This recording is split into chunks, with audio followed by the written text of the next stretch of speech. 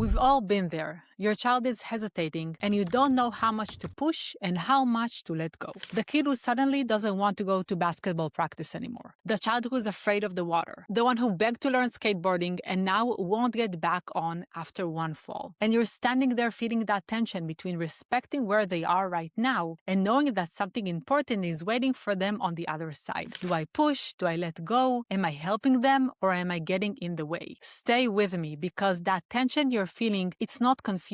It's one of the most important questions a parent can ask. And today I'm going to give you a completely new way to look at it. I've spent years studying child behavior, and the Jewish lens that I'm focusing on right now is the most powerful one I've encountered. And what it reveals is that the answer has almost nothing to do with the activity itself and everything to do with what's happening inside your child. Every single time your child faces a challenge that makes them freeze, there is an unwanted emotion driving it. Fear, anxiety, perfectionism, overwhelm. The situation changes, the source is always the same. And I'm going to show you how to identify it and exactly what to do about it. This video will be a 5-step process that you can follow every single time. But I want to start with something most parenting content never touches. The tension you feel between pushing your child and letting them be where they are. It comes with a lot of questions. Am I pushing because it's good for them or because it's good for me? Because I'm afraid of what other parents will think? Because I want them to be something I wasn't? Those are important questions, and we're going to address them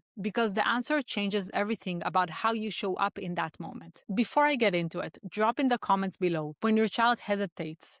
Is your instinct to push through or to back off? I read every single one. Here's where I want to start. Not with tactics, but with understanding the nature of who your child actually is. In Jewish wisdom, there is a teaching that every child is born whole, complete. They come into this world carrying a soul, a pure, untouchable potential, a godly spark, not broken, not lacking, whole. But that wholeness, that godly spark is covered. It's covered by the child's natural inclinations, by the emotions and drives and forces that every human being is born with. Forces that, if left unchecked, cloud over that potential. They make a child feel scared when they are capable. They make a child freeze when they are ready. They make a child back away from the very thing that they wanted the most. So when your child stands at that door and won't walk in, they are not broken. Their potential is not the problem. What's happening is that something is covering their light. And our job as parents is not to dismiss that and not to surrender to it. Our job is to see right through it. Which brings me to our second idea, and this one is about us as parents. Our job is to hold the vision before our children can. Jewish wisdom teaches that the role of parents is not to just provide and protect. It is to guide. It is to be the one who sees the potential in the child before the child can see it themselves. Think about that for a moment. Your child in that moment of hesitation cannot see past the fear. They cannot see past the anxiety or the perfectionism. Their world has shrunk to the size of that feeling, but you can see further.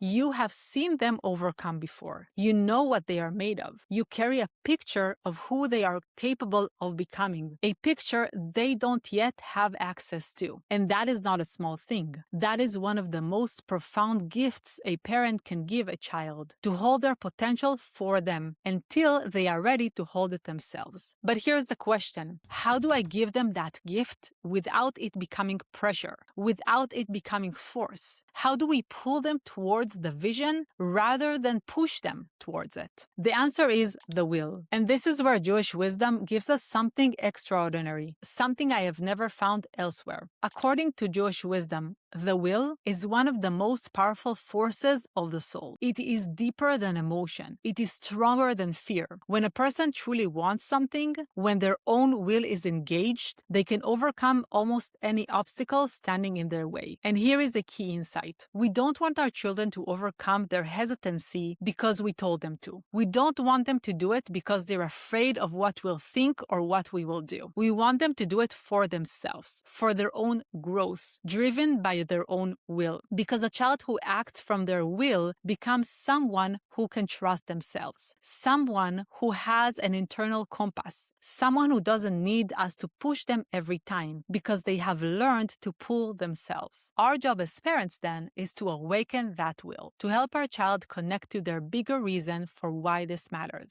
to give them a vision of themselves on the other side, not as pressure, but as a gift. And when we do that, the pushing becomes pulling, and pulling is infinitely more powerful. So what are these forces that cover the child's will? What do they actually look like in our children? The most recognizable one is fear. A child who fell off a skateboard and won't get back on. The one who had one bad experience and now the whole activity feels dangerous. Fear is real.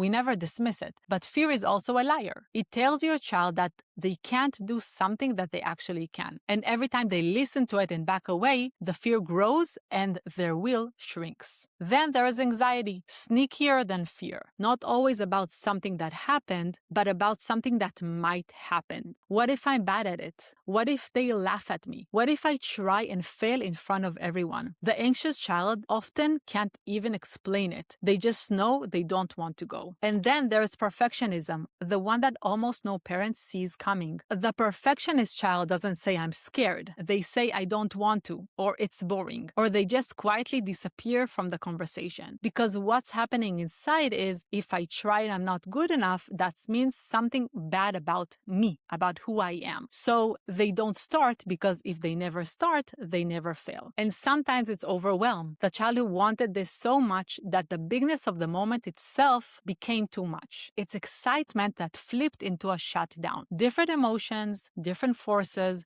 but the same truth. Each one of them is covering the child's will, covering their light. And our job is not to fight the emotion, it's to help the will become stronger than the emotion. As I describe those emotions, did one of them sound like your child? Fear, anxiety, perfectionism, overwhelm? Drop it below. I truly want to know. And if you want to go even deeper on this exactly, understanding the forces that drive your child's behavior and learning how to influence them, not from a place of force, but from a place of real spiritual guidance. I have a community for that. It's called the Parenting Wisdom Community. The link is right below this video. Come and check it out. But right now, let's talk about what you actually do in those moments, because understanding the emotion is only the beginning. Here's the mistake that most well-meaning parents make, and I made it too. We focus on the emotion. I know you're scared. I understand you're nervous. It's okay to feel that way. And while that comes from a place of love, what we're actually doing is shining a spotlight on the unwanted emotion. We're giving it more space, more reality, more power over the child. The shift is this. Instead of dwelling on what's covering the will, we turned toward the will itself. We turn towards the child's own desire, their own vision, their own bigger reason for why this matters to them. We stop waiting for the fear to go away before they act. We start helping them act alongside the fear, powered by something stronger than it. Because here's what Jewish wisdom teaches, and what I have seen over and over and over again in my work with parents. When a child's own will is in the room, when they want it for themselves, no emotion can stop them for long. Before we get into the steps, tell me below, what is one thing your child is currently backing away from? The thing you're not sure whether to push or to let go. Write it below. Let's make this real. The first step is to get clear on your why first. Before you do anything, before you say a word to your child, stop and ask yourself honestly, why do I want them to do this? Is it genuinely for their growth? Because you can see something in them that they can't see in themselves? Or is it because what other parents will think? Because it reflects on you? Because you did it as a child and you want them to do it as well? Because society says that that's what kids are supposed to do? There are no wrong answers here, only honest ones. And the reason this matters is simple. Children feel the difference. A child can feel when they are being pushed for someone else's reasons, and when they feel that, they resist. Not because they are difficult, because their soul knows the difference between being seen and being used. If after this honest check you are clear, this is genuinely for my child, then continue. The next steps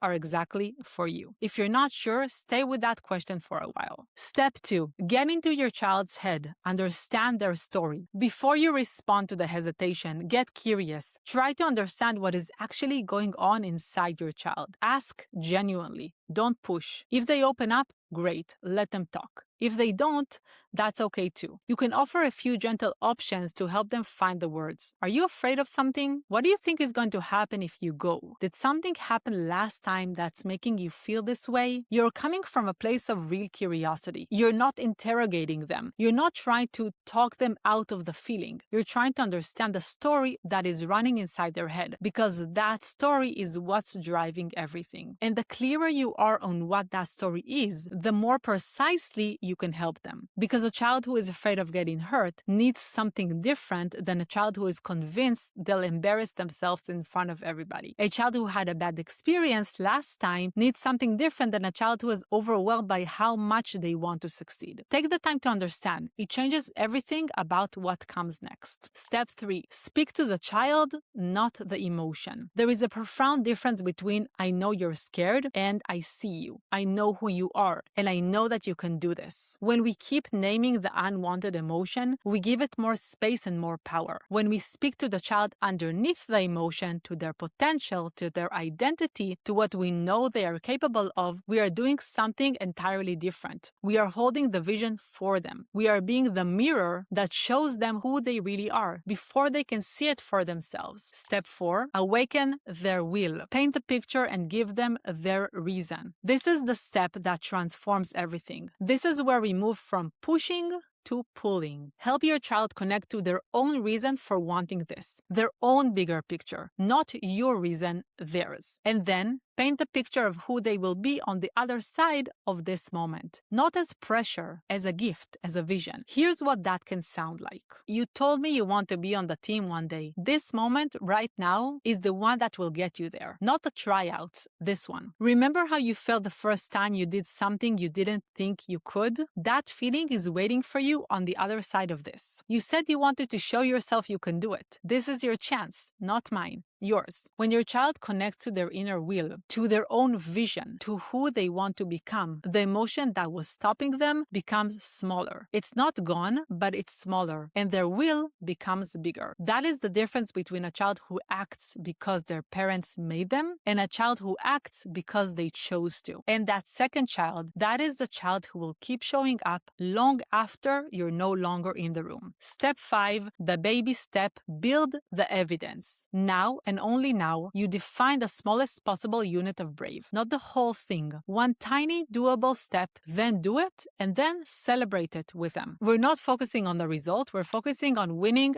this moment. You showed up. That was your will winning. You tried it once. That was you, not your fear making the choice. You felt like stopping and you didn't. Do you feel that right now? That is what it feels like to be in charge of yourself. Every time the will wins, even in a tiny moment, you are building evidence. Evidence that your child can trust themselves, that they are stronger than the forces that are trying to stop them. And over time, that evidence becomes a foundation. A child who knows in their body, not just in their mind, that their will is stronger than their fear. That is one of the greatest gifts a parent can give their children. Think about the moment in your own life when your will was stronger than your fear and you did something anyway. How did it feel? Did someone help pull you towards that moment, or did you get there alone? Tell me below. I genuinely want to know. If today's video gave you a new way of seeing your child, I want you to do one thing. Share it with the one parent who needs to hear this. That is the most powerful thing you can do. And if you want to go deeper, if you want to really understand the forces driving your child's behavior and learn how to guide them from a place of real spiritual wisdom rather than force, come join us in the Parenting Wisdom community. We dive into exactly this, week after week. The link is right here below. I want to point you to another episode about wanted versus unwanted emotions, where I go deep into these forces that cover the child's potential and how we work with them, not against them. I link that one right here. I'll see you next time.